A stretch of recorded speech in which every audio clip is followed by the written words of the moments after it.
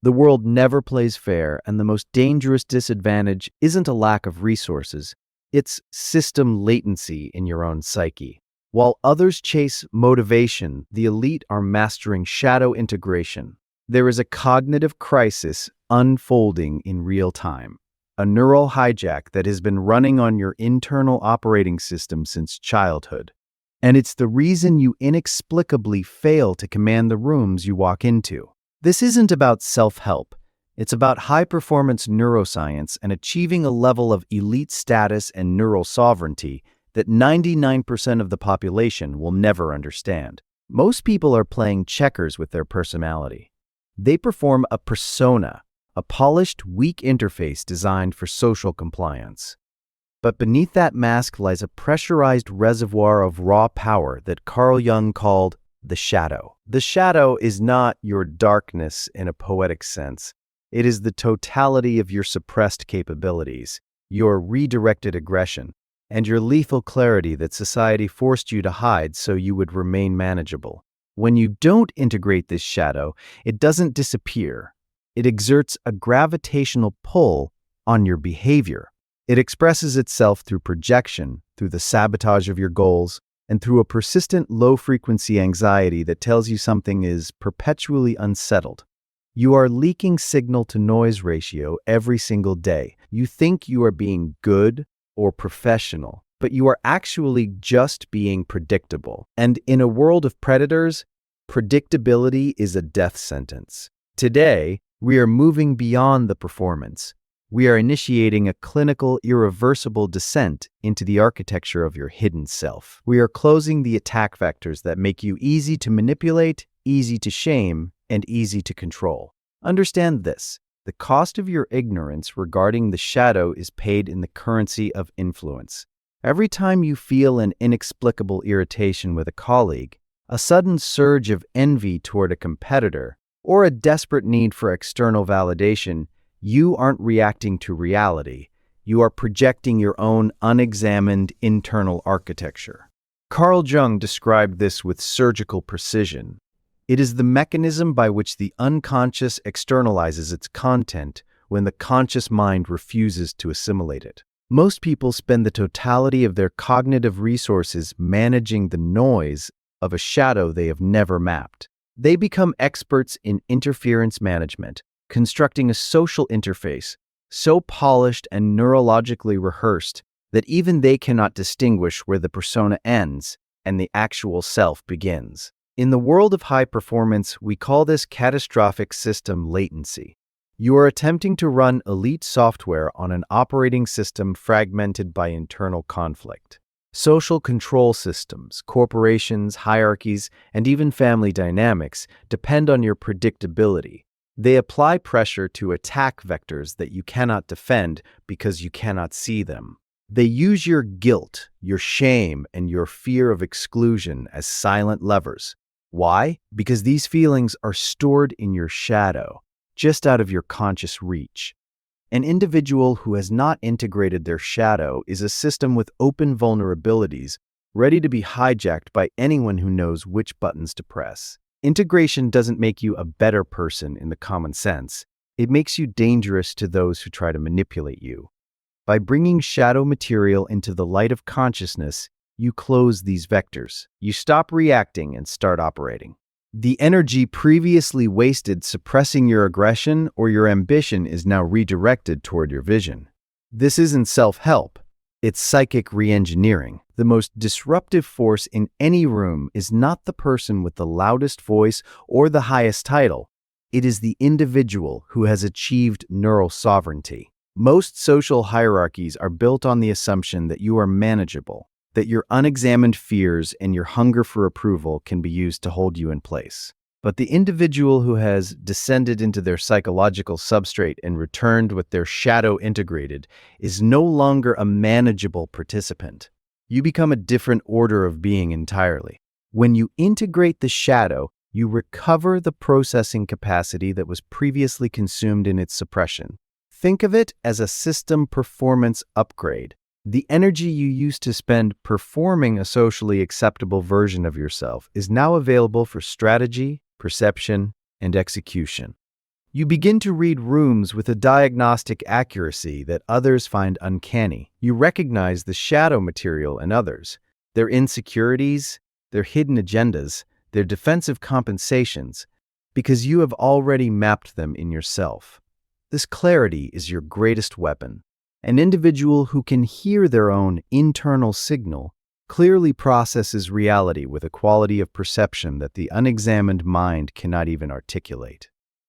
You start to close the attack vectors. When a superior tries to use shame to control you, or a competitor tries to trigger your ego to make you move prematurely, they find nothing to latch onto. You can observe the social pressure, process it as raw data, and respond from a place of cold, grounded logic rather than unconscious reactivity. This is what mastery of the shadow produces, not a better version of your old self, but a sovereign self that cannot be destabilized by external pressure. You are no longer a consumer of unreality or a compliant cog in someone else's machine. You become the architect of your own narrative. You don't seek power.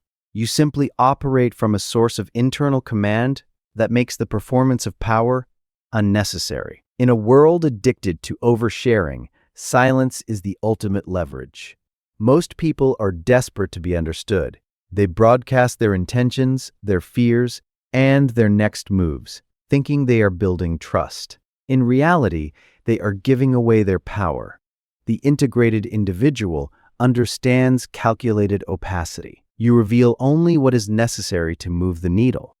When you leave gaps in your narrative, others fill those gaps with their own projections. Their imagination becomes a tool that you control, simply by remaining a mystery. This isn't about being fake. It is about adaptive persona, the clinical ability to adjust your communication style to the frequency of the room without losing your core identity. Jung's concept of the persona was never meant to be a prison.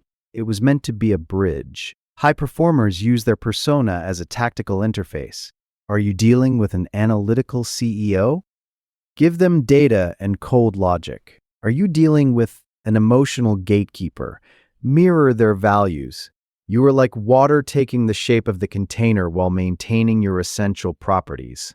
True presence is felt, not announced. When you have done the heavy lifting of shadow work, you stop performing authority. Performance is always a signal of absence. The individual who has internalized the source of their power doesn't need to raise their voice or make demands. They operate with a consistency of interior command that the unexamined mind registers as categorically different. You become a disruptive force, not by seeking disruption, but by refusing to participate in the unconscious theater of normalcy. By mastering your internal noise, you increase your external weight. Your words become rare, and therefore, they become expensive. You don't apply pressure directly. You wait. You allow the system latency of others to lead them into mistakes, and then you strike at the moment of maximum impact. This is the transition from playing the victim of your circumstances to becoming the architect of your reality. An unintegrated individual's greatest vulnerability is their emotional dependence on external validation. In the high-stakes chess of deep psychology, if you are afraid to lose something, that thing owns you. Most people are chained to their attachments. The fear of losing their job, the fear of social exclusion, the fear of not being seen as valuable. These fears reside in the shadow and serve as the primary attack vectors that hierarchies use to enforce positional compliance. The integration of the shadow produces what we call strategic detachment. This does not mean becoming cold or indifferent. It means becoming free. When you map your own darkness, you discover that others' disapproval is merely noise, a system output that lacks the power to destabilize your identity. You stop being a slave to opinions and start being a master of results. If you do not fear exclusion, you cannot be manipulated by the threat of it. This is the sovereign's indifference. In any negotiation, the person with the most power is always the one willing to walk away from the table. By integrating your shadow, you reclaim the ability to say no, not out of rebellion, but out of a cold internal clarity regarding your actual value. You are effectively patching the security flaws in your psyche. Where there was once a desperate need to be good, there is now the deliberate decision to be effective. Detachment grants you a massive cognitive advantage: clarity. While others are drowning in reactive emotions, trying to protect their fragile egos, you are calculating. You observe a manipulation attempt the way a systems analyst observes malicious code. You don't defend, you neutralize. Real sovereignty is the only form of power worth acquiring, because it is the only one that cannot be stripped away by external pressure or shifting environments. The greatest lie of modern socialization is that aggression is a defect. In the framework of high performance neuroscience, aggression is not a bug. It is the fuel for execution. When suppressed, it becomes the shadow's most volatile resident, expressing itself as passive-aggressive resentment, chronic procrastination, or self-sabotage. But when integrated, aggression undergoes a chemical transformation. It becomes lethal drive. Most people are terrified of their own capacity for harm, so they castrate their ambition to remain polite. They suffer from a structural inability to claim space, to demand value, or to protect their boundaries. The integrated individual, however, views aggression as a precision tool. You don't use it to bully.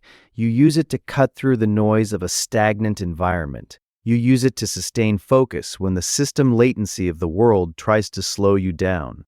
This is the alchemy of the shadow. You are no longer nice out of weakness. You are calm because you are dangerous. There is a massive psychological difference between a person who cannot bite and a person who has teeth but chooses to keep them sheathed. The latter possesses a quality of presence that the former can never simulate. Your competitors and peers register this on a subconscious level. They feel the weight of your suppressed potential, and they afford you a level of respect that is never given to the merely compliant. By reclaiming your redirected aggression, you stop asking for permission to lead. You stop waiting for the optimal environment to succeed. You become the environment. You operate with a consistency of interior command that transforms your shadow from a rogue process into your most loyal lieutenant. This is the final stage of the architectural upgrade, where the parts of you that society deemed too much become the very engines of your elite status. The journey into the shadow is not a descent into a basement. It is an architectural expansion of your entire being. Most people live in a crawl space of their own potential, terrified that if they look too closely at their darkness, they will lose their goodness. But as we have established, the cost of that goodness is system latency. The goal of shadow integration is not to become a monster, but to stop being a fragment. You are reclaiming the remainder of yourself, the compressed, extraordinarily capable portion of your psychic totality that your environment required you to suppress. This is the moment of the irreversible decision. You cannot unsee the architecture of your own suppression once it has been mapped. You now understand that your personality was largely a series of defensive compensations and socially rehearsed performances. To move forward is to reduce the latency between who you have been performing and who you actually are. This is the central task of psychological maturity that the most operationally effective individuals in history have always understood. Sovereignty is the only form of power worth the price of acquisition. As you return to the world of managed unreality, you do so as a disruptive force, not because you see conflict, but because your clarity, your refusal to participate in the unconscious theater, and your neural sovereignty constitute a direct challenge to the architecture of sleep that surrounds you. You no longer need to announce your power or construct elaborate displays of dominance. You simply operate. You move with a quality of presence and a consistency of interior command that others register as categorically different. The shadow is no longer your enemy. It is your most underutilized resource. It is the fuel for your drive, the source of your diagnostic perception, and the shield against external manipulation. You have internalized the source. You have patched the vulnerabilities. You have upgraded the system. The question is no longer whether you have a shadow, but whether you have the courage to remain in conscious relationship with it. This is the Aura Protocol. This is the path to the sovereign self.